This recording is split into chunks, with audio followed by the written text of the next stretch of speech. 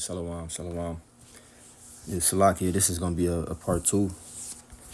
I got a phone call, so just gonna pick up where I left off. As I was mentioning in part one, um, Micah 2:10, as it says, arise and depart, for this is not your rest. It is polluted, and it will destroy you with a sword destruction. Right? Again, the reason why a lot of people, specifically a lot of Israelites, is gonna be destroyed is because they refuse to detach. They refuse to let go of this world. They so caught up in the ways of this life. And again, America particularly, which America has gotten a lot of countries drunk. So it really don't matter where you live. It's a lot of countries that have been westernized. They're drunk. Even though they're not America, they live like Americans. Even though it ain't as bad as if you actually living in America, it's still bad, man. The way that these people live, the customs that they have, the practices, the idols that they serve and worship. Okay, so again, the basis of our mindset should be, hey, this is only temporary. This is a sentence that we're serving out. This is not a life sentence, but it's a long sentence. But eventually we gotta outdate. All right, and along the way, man, again, being willing to lose in this world in order to gain Yahawashi. That's what it means to not be attached. All right, I'm gonna start off with this. Sirach 2:1. It says, "My son, if thou come to serve the Lord, prepare thy soul for temptation." So off the rip, man, we told, hey, understand the severity, right? The importance of this job. All right, serving the Lord is anybody that call themselves believers. Especially if you call yourself a prophet or a teacher, all right. But anybody who call themselves serving the Lord, all right. Prepare your soul for temptation, and that temptation comes in many different forms. Okay, a lot of people they become offended when that temptation comes. All right, temptation can come in the form of things that your flesh desires, right? Lust. It can come in the form of covetousness. It can come in the form of power. It can come in the form of whatever, man. That's why it says prepare your soul for temptation. Examining yourself, understanding like it says, prove thy soul in thy life and see what is evil for it, and give not that unto it. Okay, that's part of preparing yourself for temptation, man. Being ready to endure those hurdles. Okay, it's a lot of people, a lot of men specifically that they couldn't handle the pressure coming into the truth. They didn't fully count the cost. They only considered certain aspects of the truth. But this is not all about gain and dominion and glory, and that's the latter end of this. But in order to get to that peace, that glory, that dominion, the Isaiah 4:1, which Isaiah 4:1 gonna be on this side, but the having multiple wives and the good news part of this truth, that's gonna come. That's still there. But it comes after affliction, right? As it says, through much tribulation we shall enter into the kingdom of heaven. You have to go through the narrow path first in order to get to the wide. Okay?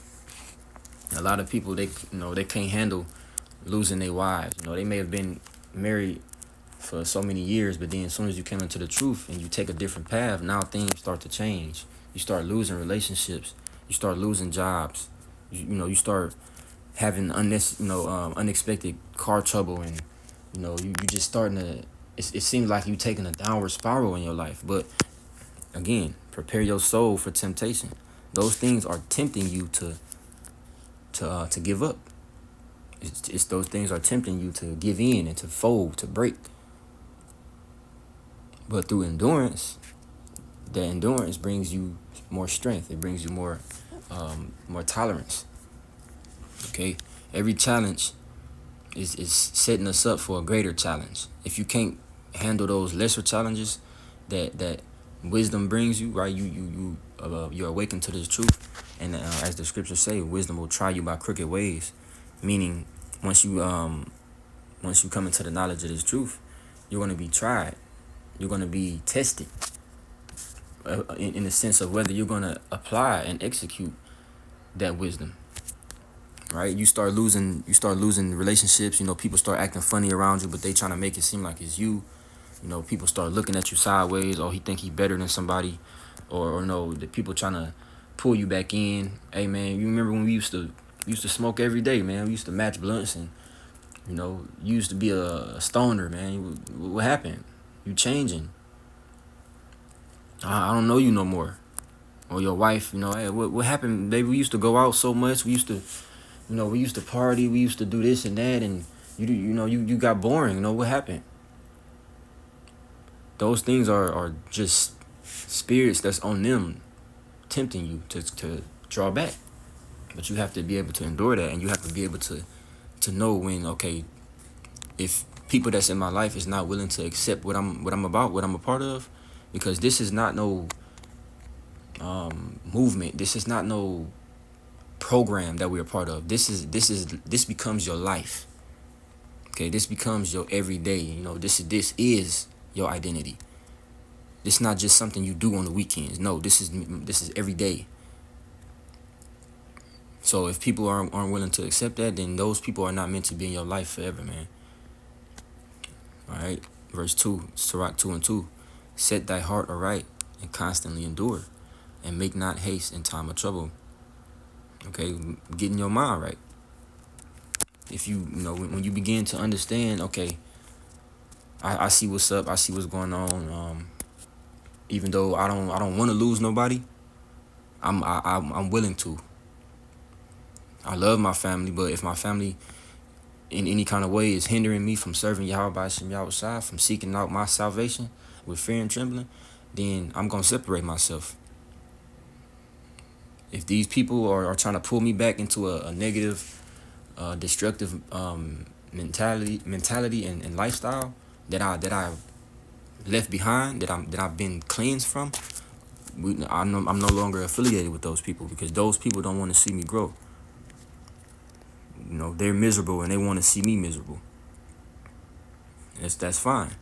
If I lose a job, it's okay. It wasn't meant for me to have that job. Beyond the time that I had it, it's okay. The Lord got something different for me set up. If whatever it may be, man. If it's hard for me to to find a job now, it seems like nobody's accepting me, or it seems like I'm being outcast. I'm damn near ostracized. That's fine. This is a lonely walk anyway. Get used to being alone. Get comfortable with being alone. Okay. Now that's not saying seek to be alone, but if you find yourself in a situation where you're alone, be content with that. Take that time to capitalize, man. To build yourself up. Okay, to grow in the areas where you're weak, to strengthen those areas that you're weak in. You're alone for a reason. All right. It says, cleave unto, the latter part of verse 2. It says, and make not haste in time of trouble. All right, a lot of people, they become very hasty because they become uncomfortable. Right, like the apostles always, encourage us, get comfortable being uncomfortable. Get acquainted with grief, as Yahawashi was. Because many are the afflictions of the righteous, as the scriptures say. And we see that. We understand that. Because the Lord is not allowing us to get comfortable. Because the more comfortable we get, the more far away from Him we get. Part of staying on point, staying aware and alert, is being uncomfortable. All right. It says, cleave unto Him and depart not away, that thou mayest be increased at thy last end. All right, and that's all throughout this walk, leading up to the very end. All right, cleave unto Yahawashi and don't let anybody sway you or deter you from this path, man. You have to have your mind completely locked on this thing. Okay, ain't no material possessions, no woman, no man for any of you women. No family members, no friends, no lust, none of that. It's supposed to be able to be strong enough to separate you from this. But that's all a part of, examining ourselves, man. And again, understanding what your weaknesses are. The things that you have to abstain from. All right? And whatever it is in your life, you can, it's not saying don't, be completely cold-hearted and be a robot. Like you're not going to love your family, or you're not going to love your wife or your kids, or, even your parents. But loving them to an extent, okay? Loving them how you supposed to, but not more than you love Yahawashi Yahawashi. Because at the end of the day, everything and everybody is his first. And, everything that we have was given unto us. All right, Luke 17:25 says, but first must he offer many things and be rejected of this generation. And as it was in the days of Noah, so shall it be also in the days of the Son of Man. All right, so that which was is that which shall be. As it says in Ecclesiastes, man, there's no new thing under the sun. It says they did eat, they drank, they married wives, they were given in marriage, until the day that Noah entered into the ark, and the flood came and destroyed them all, which was, you can't even say unexpectedly, because they were warned. But the fact that, those during the time of Noah, prior to the flood, they were so caught up in themselves and in the the affairs, the cares of life, that they were blind to the signs. Right, that sign in that time was Noah. Noah was prophesying while he was building. He was telling them, "Hey, it's about to be a flood. It's gonna rain. Okay, there's something great coming, and I'm preparing for it." He was bidding them to come prepare with him. Just as in today, during today, we bidding them to the marriage. We telling Jake to get ready, man. We lifting up that cry. But they so caught up in, the football season and, the club, their careers, women, making some money, so on and so forth, that they're ignoring this. They're blind to this. But that's still a part of what Noah had to do. Just because they wasn't listening, Noah, he didn't stop what he was doing. So once that flood came, just like once the things that we prophesying of and warning about, once those things come to pass, it's not going to be no excuse on their part, and it's not going to be any fault on our end. Lord willing, we be of that number. Because we did our part. We gave the warning, but at the same time, we building. We putting ourselves in position. We hiding ourselves, seeing that the evil is forthcoming. All right, it says, verse 28, likewise also as it was in the days of Lot, they did eat, they drank, they bought, they sold, they planted, they built it. All right, just living life. All things continue. Not taking heed to their lifestyles, not considering, okay, I'm not living right. They didn't have any fear of consequence for their actions. They were caught up in the moment. It says, but the same day that Lot went out of Sodom, it rained fire and brimstone from heaven and destroyed them all. Okay. Now, they were in that fuck it mindset, but it was the wrong type. They was like, fuck it, I'm about to live, I'm about to, live in excess, I'm about to enjoy life-wise here. reveling, partying, sodomite, right? Until their ass got destroyed. It says, even thus shall it be in the day when the Son of Man is revealed. In that day, he which shall be upon the housetop, and his stuff in the house, let him not come down to take it away. And he that is in the field, let him likewise not return back. And that's saying, whatever is left behind, leave it behind, because it was left behind for a reason. Don't turn back, right? Like it says, remember Lot's wife. Lot's wife had that mentality of being attached. She was already warned, not to look back. But because she looked back, that Lot kept his sight forward. Even though he loved his wife, I'm sure he hoped she would be saved. But when he found out, when he figured out that, hey, she looked back, he kept going. He didn't take his eyes off the prize. He didn't forsake the mission. Oh, my wife. Oh, no. He was like, oh, okay, well, it is what it is. Let me continue to go forward so I can be safe. And that's the mentality that we have to have, man. Of not wanting to be left behind. Shit, ain't nothing to look back to anyway. We so caught up looking forward now that it's like, what reason is it to look back? Ain't shit here, man. We looking forward, ready to leave this shit behind anyway. It's no genuine relationship outside of this truth, man, and the brotherhood. There's no, it's very, very, very rare to have genuine relationships, friendships, because you can be cordial with somebody, you may have something in common with somebody, and I'm not saying you're not gonna have no friends or no acquaintances and people that you deal with and that you can tolerate. But on a deep level, that's as far as it goes. Whatever that mutual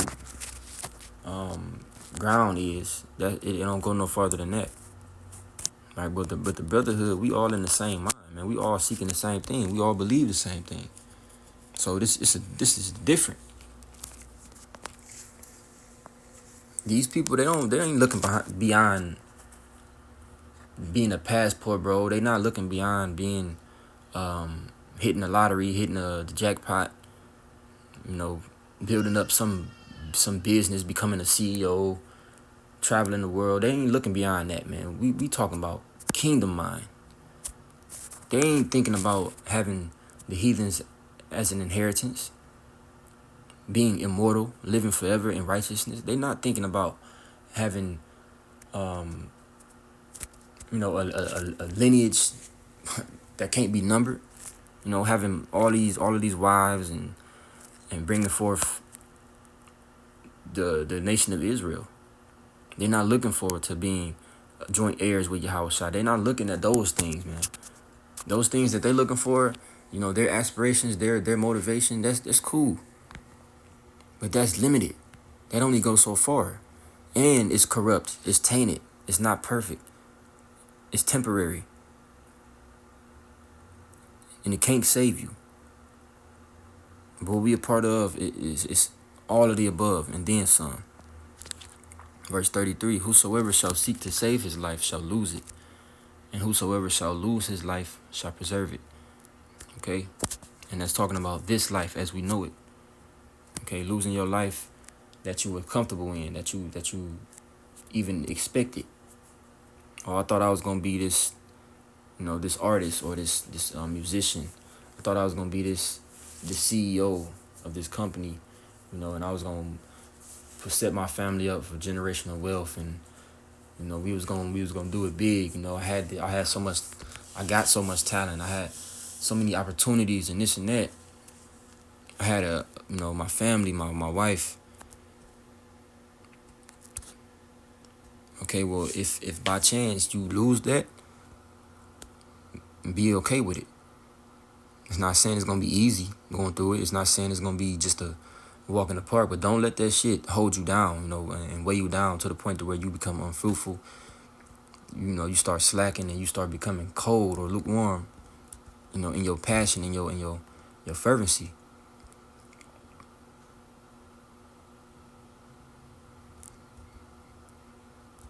Remember the walk that Yahawashi took, man. That's the prime example. Look at Job. He lost it all. And, he was hard on himself. He didn't become offended at the Most High and then start to curse the Lord, even though his wife tried to convince him to. And like it says, remember Lot's wife. There's a lot of men out there that's in the mentality of Lot's wife as well. Not just women. It's a lot of men that are in the mind of Lot's wife. Oh, I don't want to let this go. I don't want to be broke. I don't want to be woke and broke. All that's cool, to be an Israelite and all that, but how can I make some money out of it? How is it gonna help me forward my career? How is it gonna pay my bills? Oh, if I'm a part of this, I gotta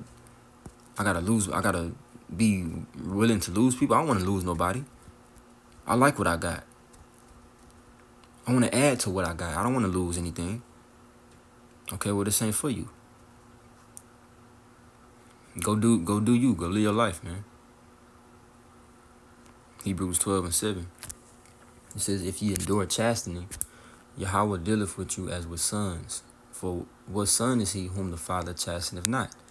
Right, which the chastening is a form of love. It says, but if ye be without chastisement, whereof all are partakers, then are ye bastards and not sons. It says, furthermore, we have had fathers of our flesh which corrected us, and we gave them reverence. Shall we not much rather be in subjection unto the Father of spirits and live? Okay.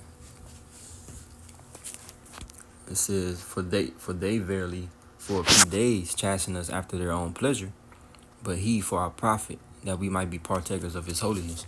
Okay, so just like your fleshly father, chastises you and disciplines you because he want to see you do good. He want to see you, he want to see you live. He don't want to see you out here getting arrested or getting killed or just messing up and throwing your life away. The Heavenly Father chastises us for reasons much greater than this flesh, man. Much greater than what we can physically and tangibly touch. Okay?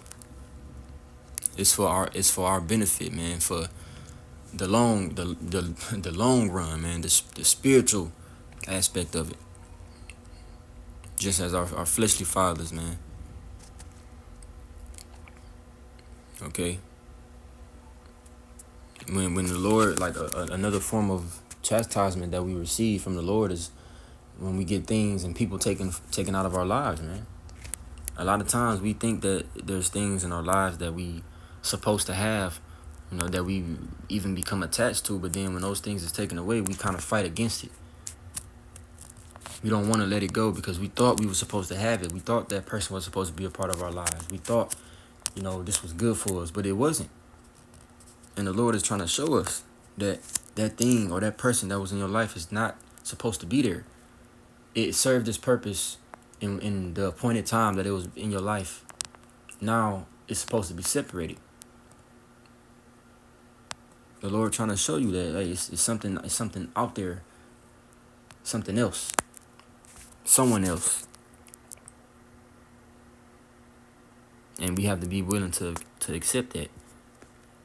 Because the Lord knows what's best for us better than we do, man. A lot of times we be in denial. The biggest deceiver, the person that can deceive you the most is yourself above anybody else. Because denial is a real thing, man. A lot of times we enable ourselves. All right, but that's part of that examination. All right, but continuing on, it says, now no chastening for the present seems to be joyous, but grievous. Nevertheless, afterward, it yieldeth the peaceable fruit of righteousness unto them which are exercised thereby. A lot of these, as I mentioned in the beginning, a lot of men, they became offended when they started to face some adversity coming into the truth. Their women started to act up. They started to lose relationships and people. Right, I remember it was a video of a guy who got offended by the truth. He said he was in the truth, and he said, I started to lose people, and I didn't want to lose. I forget how he said it, but he didn't want to lose relationships. He couldn't accept that, so he forsook Yahawashi ultimately. He forsook the truth, but he was in the the church scene or whatever. But the point still stands. He was in a mentality of serving, the Most High, but then he forsook that because he felt like that was the reason behind him losing people and relationships and opportunities, so on and so forth. All right, but again, a lot of times when we go through that, the Lord is showing us something. He's teaching us something, and in due time, you will understand it. If you endure it and you don't become offended, you don't start to run and get hasty, start to go against the grain. You start to fight against the I guess you can call it fate. You start to fight against it. You start to be in denial. Oh no, it's not supposed to be like this. If you accept it and you continue to fight, continue to take care of your responsibilities and do what you got to do, eventually the Lord will show you why that thing, that job, that person, whatever it was removed. And what you thought was a loss is actually a win. You see, okay, things is actually better now that's not. I'm no longer attached to that. That's no longer a part of my life. Now things is getting better. It's easier. It's less of a burden on me now. And I didn't even see that I was burdened by that thing or that person. It says, nevertheless, afterward it yieldeth the peaceable fruit of righteousness unto them which are exercised thereby. Okay? That's why it's so important to endure. It's important to persevere. Because the lesson is not always learned, right away or quickly. It's a lot of times it's later on. The light bulb come on, and you're like, okay, I understand it. I get it now. I see why you did that, Lord. Because it's easy to get blinded. That's why I said, just as it was in the time of Noah, it's gonna be in the days of the coming of the Son of Man. These people are blinded. They so caught up, in this stronghold that America has put on us. It's like they can't imagine going without. Second Corinthians 13:5. Examine yourselves whether ye be in the faith. Prove your own selves. Know ye not your own selves, how that Yahawashi Hamashiach is in you, except ye be reprobates. Okay? Start to, ask yourself, and is it anything that or anyone that I'm scared to lose? If I lost this thing or this person today, would I bug out? Would I be offended at the Lord, or would I start to retract, or would I be okay with it? Would I still serve the Lord? Would I still love the Lord the same? That's a question to ask, man. Okay? Examine yourself. Because, again, many are the afflictions of the righteous, man. We're going to start to see a lot of people's true colors that we couldn't have. Well, we couldn't before. A lot of, due to the pressure, due to fear, due to maybe even incentives, some kind of reward. A lot of people is going to turn on you, man, that you didn't think would turn on you. Your wife, your husband, your mom, your dad, your brother, your best friend that you grew up with. There's gonna be a lot of people turning, man. Because at the end of the day, they're susceptible. They're vulnerable. We're not vulnerable. It's demons is they come and they come and go as they please with these people. They don't have that same access. Those demons don't have that same access to us. So, be ready. Matthew 19:28. And Yahawashi said unto them, Verily I say unto you, that ye which have followed me in the regeneration, when the Son of Man shall sit in the throne of his glory, ye also shall sit upon 12 thrones, judging the 12 tribes of Israel. And this is for those who endure, who don't get offended, who don't get swayed or deterred. Don't become weak at the sight of losing. That loss should make you stronger. It should make you more hard. Make you more, again, more tolerant, having more tolerance. It should be building you up, not breaking you down. Because this is a place that we want to see fail. We want to see this place come to an end anyway. It's not profitable. It's not profitable for us. It's not helping us, walk uprightly. This place, it hates that we walking uprightly. It wants us to come back, and be our old self.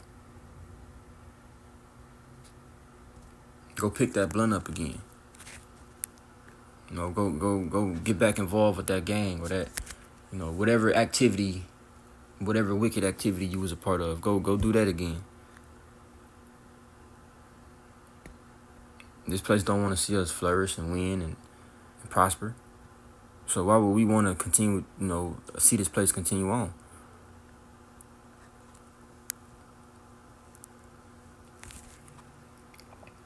Continuing on, it says, verse 29, And everyone that hath forsaken houses, or brethren, or sisters, or father, or mother, or wife, or children, or lands, for my name's sake, shall receive 100-fold, and shall inherit everlasting life.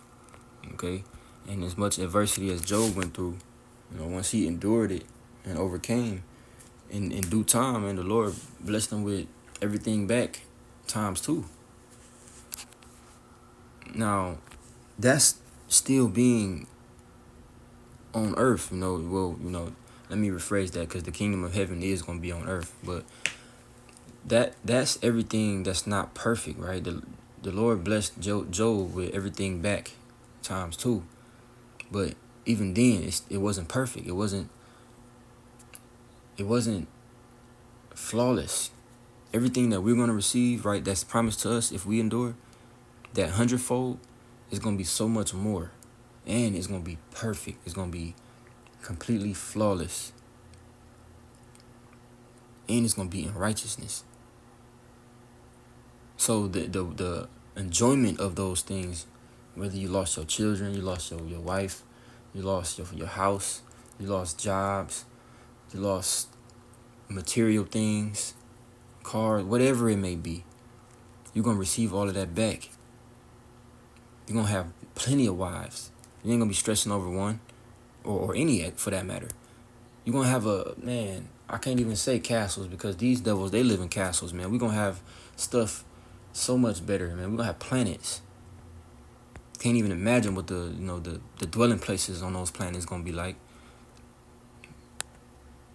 Right?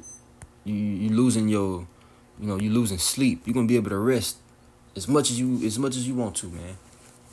And I'm talking about real rest. Man, everything gonna be given in perfection, and we're gonna be able to enjoy it forever. In righteousness, man, that's the best part about it. All right, Philippians 3:7, it says, But what things were gained to me, those I counted loss for Hamashiach. All right, the things that I once counted as a win, or a one-up, that shit don't mean nothing no more. You know, now me personally, I had a mindset, even before the truth. Like, obviously, you know, Jake like nice things. You know, Jake like, you know, like to feel good. You know, like to drive nice cars. You know, would like to drive nice cars. You know, jewelry, nice house, whatever it may be. But before the truth, you know, became content within myself. Like, man, I just want to be comfortable. I just want to get to a point where I don't have to worry about stressing how I'm gonna pay my bills, how I'm gonna eat, you know, and just have enough. This is before the truth. But being much more content coming into the truth, you know, and getting not even more understanding, getting the true understanding. Because I didn't have no understanding before the truth. Right? Being, you know, really enlightened. Man, the level of contentment, you know, because you may, you know, I may have had that mentality of not wanting to just, you know, be filthy rich, you know, just being content, but suffering loss. I'm able to better suffer loss now than I was then. And I'm grateful for that. I'm going to get this last verse, verse 8. Yea, doubtless, and I count all things but loss for the excellency of the knowledge of Hamashiach Yahawashi, my Lord, for whom I have suffered the loss of all things, and do count them but dung, that I may win Hamashiach. Okay, so like it says, man, for the sufferings of this present time, right, which that suffering comes in many different forms, including things that you lose, right? The sufferings of this present time are not worthy to be compared with the glory which shall be revealed in us. It's all good.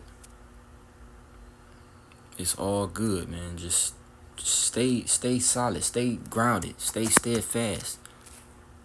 It's not forever.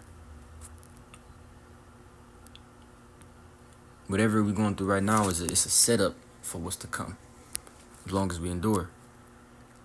How you handle now will determine where you're gonna be later. And I'm not talking about, you know, how these motivational speakers be talking, you know, about your career, and I'm talking about beyond that, man. I'm talking about in the kingdom of heaven, because that's what we fighting for. We fighting for what's beyond this. We look not at the things which are seen, but at the things which are not seen. But the things that are seen are temporal, but the things which are not seen are eternal. We're fighting and striving for that eternal reputation and story, man. Right, that story is being written right now, man. All right, this has been. We must be willing to lose in this world in order to gain Yahawashi. Lord willing, I pray this lesson was edifying, and with that, I'm gonna give all praise, honor, and glory unto Yahweh, Bahashim Yahawashi, Bahashim Rakakwadash. Double honors to the apostles and elders of Great Millstone. Salutations, peace, blessings, and safety to the hopeful elect. A DTA Baba Ball, Kwame Ashala. Till next time, Shalom.